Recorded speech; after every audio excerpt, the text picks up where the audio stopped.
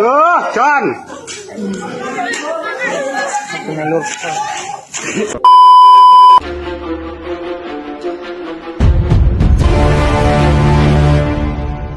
Hari ini kami dari Polresta ya akan menjelaskan terkait dengan peristiwa yang sedang kita tangani, di mana jembatan kaca yang ada di Limpakuwus roboh atau pecah yang menyebabkan ada 4 orang korban, di mana satunya dinyatakan meninggal dunia. Di mana pengunjung ini sebelumnya ada 11 orang, yaitu berkunjung ke tempat wisata yang ada di Limpakuwus.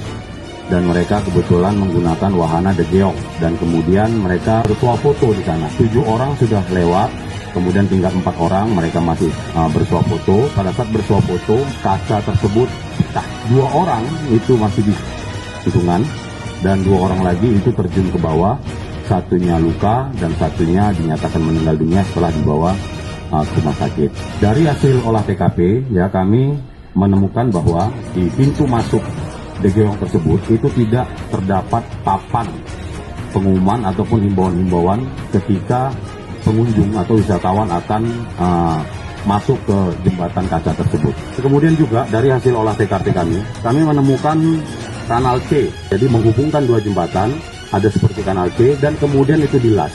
Pada saat dilas ya, dia tidak simetris atau bergelombang. Jika kaca itu ditempatkan di tempat yang bergelombang tersebut, menurut dari ahli ini akan mengakibatkan lendutan atau dia seperti getaran-getaran yang tentunya ini bisa menjadi penyebab salah satu kacanya tersebut pecah. Kami juga menemukan busa pada kaca, di mana busa pada kaca tersebut ini kurang optimal ketika menahan getaran-getaran pada saat dilewati wisatawan yang akan menggunakan jembatan kaca tersebut. Berdasarkan dari temuan-temuan tersebut, tentu kami saat ini sudah melakukan pemeriksaan terhadap 16 saksi. Kemudian kami melakukan pemeriksaan terhadap pengelola Bapak Bedi Suseno, yang mana terhadap pengelola saat ini sudah kami tetapkan tersangka dan kami sudah lakukan penahanan terhadap yang bersangkutan. Terhadap tersangka sendiri ya kami jerat dengan pasal 359 dan 360 KUHP, di mana seseorang yang lalai ya sehingga menyebabkan orang meninggal dunia ataupun luka berat, dan tentunya dengan ancaman 5 tahun penjara, dan saat ini sedang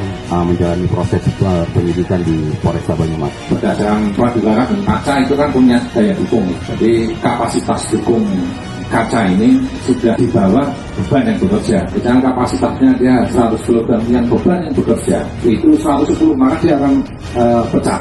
Karena kaca pada dasarnya adalah bahan padatan yang bersifat rapuh atau getas. Kesimpulannya adalah kaca yang dipakai tidak standar. Saya kalau mau untuk keseluruhan ya harus dicek semua termasuk konstruksinya. Jembatan degeong ini bisa kita masuk di kategori sarana prasarana wisata di Limpakuwus. Jadi meskipun ini hanya sarana prasarana, tentu dari sisi keamanan konstruksi dan lain-lain tetap harus sesuai dengan standar teknis yang ada, yang sudah ditetapkan. Sampai dengan saat ini kami belum pernah menerima permohonan persetujuan bangunan gedung maupun sertifikat layak fungsi. Oleh karena itu ada beberapa langkah atas petunjuk Bapak PJ Bupati yang akan dilakukan dan sudah dilakukan. Yang pertama, menghentikan sementara operasional jembatan degeong untuk kepentingan investigasi. Yang kedua, seluruh wahana sejenis yang berisiko tinggi yang ada di daerah tujuan wisata di Kabupaten Banyumas. Yang ketiga, akan diterbitkan surat edaran Bupati pada pelaku usaha tujuan wisata dan rumah makan untuk melengkapi perizinan dan sertifikasi.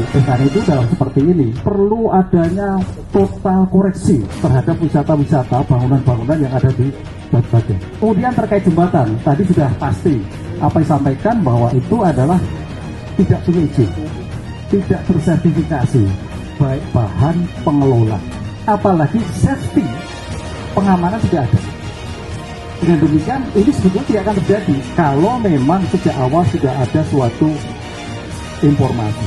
Oleh karena itu dalam seperti ini perlu kiranya Bapak pariwisata literasi terhadap semua pengelola wisata, literasi terhadap semua pengunjung, literasi terhadap bangunan-bangunan yang ada di wilayah apalagi daerah pegunungan, itu merupakan hal-hal yang harus sangat amat diperhatikan.